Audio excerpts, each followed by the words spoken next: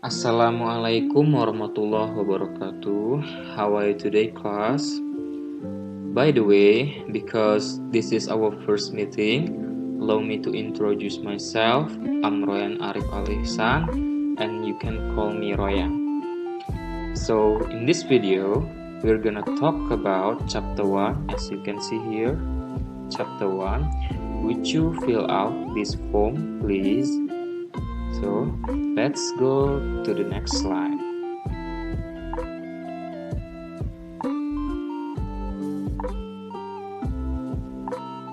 Well, ini adalah kompetensi dasar kita. Ada poin 3.1. Akan saya bacakan. 3.1 membedakan fungsi sosial, struktur teks, dan unsur kebahasaan beberapa teks khusus dalam bentuk formulir isian yang digunakan di perusahaan, bank, atau instansi lain dengan memberi dan meminta informasi terkait jati diri dan informasi yang relevan sesuai dengan konteks penggunaannya. Jadi anak-anak sekalian, poin 3.1 kita ditekankan untuk dapat membedakan fungsi sosial baik struktur teks dan unsur kebahasaan khusus dalam bentuk formulir isian. Formulir isian contohnya seperti purchase order, formulir pembayaran, atau slip pembayaran seperti slip penarikan uang kayak withdrawal slip. Itu kalau kita mau narik uang pasti ada formulirnya dari pihak bank, baik itu dari bank atau seperti hotel. Mungkin hotel ketika kita membooking hotel, kita akan dikasih formulir dari instansi hotel itu sendiri. Oke, itu untuk poin 3.1. Selanjutnya ada poin 4.1, menangkap makna secara kontekstual terkait fungsi sosial, struktur teks, dan unsur kebahasaan teks khusus dalam bentuk formulir isian yang digunakan di perusahaan atau bank atau instansi lain terkait jati diri dan informasi yang relevan. Oke, di poin 4.1, anak-anak sekalian ditekankan untuk dapat menangkap makna informasi untuk mengisi formulir isian tersebut. Jadi, ketika anak-anak menjadi atau kalian menjadi seorang karyawan, maka kalian akan berfokus menangkap makna dalam hasil pembicaraan dengan pelanggan. Akan tetapi, ketika Anda menjadi seorang pelanggan, maka Anda akan berfokus untuk mengisi formulir itu sendiri. Jadi ada dua cara ya. Ada yang dari pembicaraan, terus karyawan menulis formulir seperti di hotel, dan juga ada yang sebagai pelanggan datang untuk mengisi formulir. Jadi itulah makna atau poin yang bisa kita tahu dari 4.1 dan 3.1. Oke, let's move to the next slide. Okay, as we can see here, objectives of the study. Objektif dari materi kita kali ini yaitu yang pertama, identify the function of a form. Yang kedua, understanding the elements of a form. Yang ketiga, completing the text with the right choice of words, pronouncing technical language correctly, and the last is making an order by filling a certain form. Okay, next.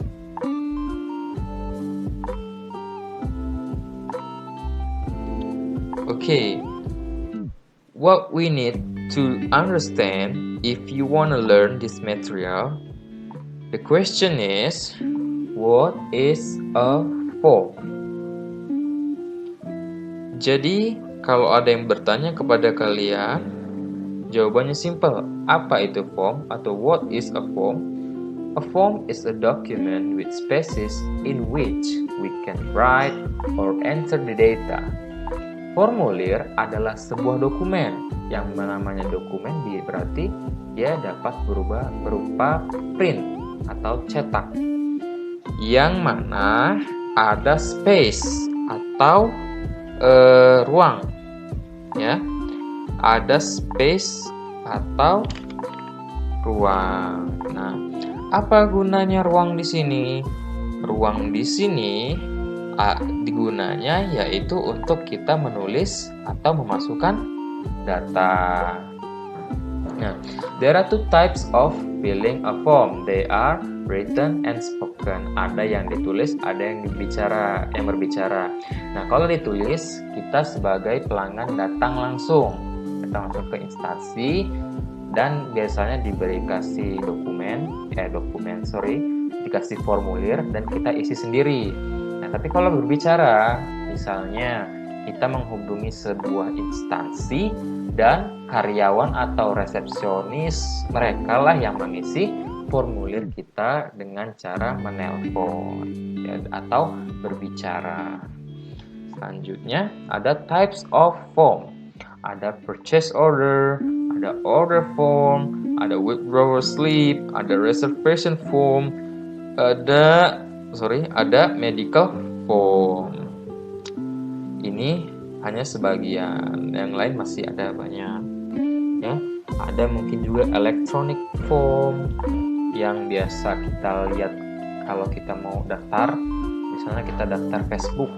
Nah, biasanya kita dikasih formulir yang perlu kita isi nama, nomor HP, email, alamat, umur, jenis kelamin, pekerjaan, dan lain-lain. Oke ya, paham ya sampai di sini? Oke, let's move to the next slide.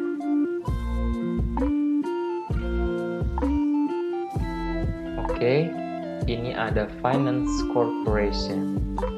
Purchase order, artinya purchase itu pembelian, order itu permintaan pembelian.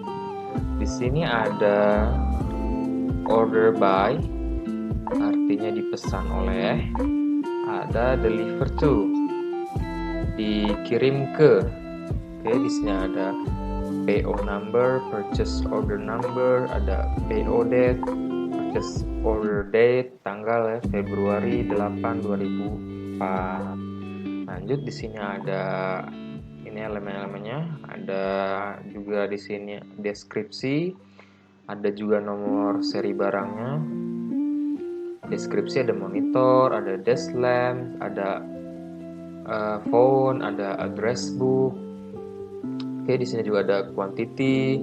Quantity itu jumlah suatu barang. Jumlah barangnya ada 1, 3, 5, 2. Terus ada unit price, harga per unit. Ya, ada amount, ada jumlah. Terus di sini kita bisa ada shipping charge.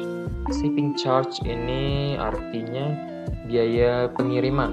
Nah, selanjutnya kita bisa di sini ada grand total.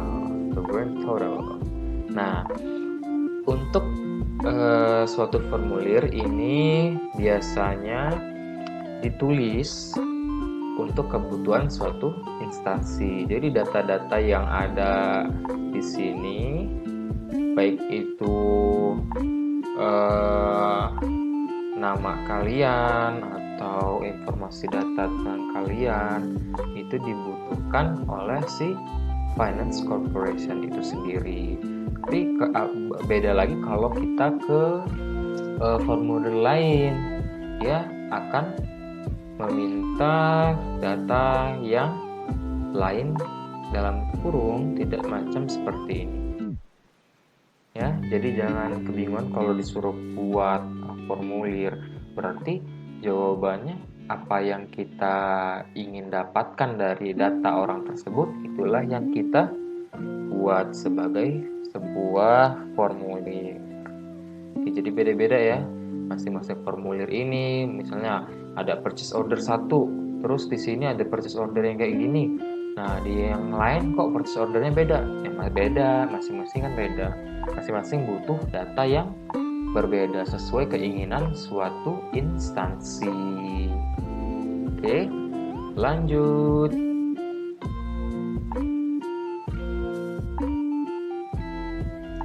Di sini adalah contoh dari withdrawal slip, ya. Ada nama banknya Metro Savings Bank, ada tanggalnya date 12 bulan 3 tahun 2000, ada nomor akun, ada nomor serinya, ada account holder atas nama Danius Haryanto, ada tipe akun, ada penyimpanan, giro, pinjaman, dan lain-lain. Ada juga jumlahnya 500.000, in words 500,000 rupiah. Teller signature Danias H, ya. Sini account holder, karyawannya teller signature. Terus ada depositor signature, itu si penyetor atau penyimpan atau si penabung. Ini depositorsnya.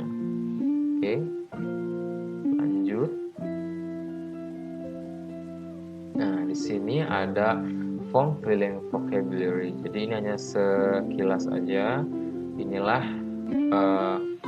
kosakata yang mungkin dapat membantu anak-anak sekalian untuk mengisi sebuah formulir. Ya, ada for name, word for name, definisinya juga saya sudah buat. For name adalah your first name, okay? Last name or surname. Last name or surname itu your family name. Nah, biasanya di luar negeri itu nama keluarga. Nah, tapi kalau di kita kali bisa jadi nama tengah atau nama akhir kita sendiri. Current address, where you live, ada occupation, the job you do, pekerjaan, ada spouse name, husband or wife's name kalau udah ada. Nah, saya baca sendiri ya, ada NIL number, ada DDO, ada yang namanya FOB, ya, banyak, ada NA. Bisa dibaca sendiri, dipahami, mudah-mudahan bisa membantu. Nah, kalau ada pertanyaan boleh komen aja langsung dalam video ini. Saya tunggu pertanyaannya. So, I think that's all. Thank you. So, this is our video, and I hope you enjoy my class. I hope you enjoy this video. So, let's call it a day, and Assalamualaikum warahmatullahi wabarakatuh.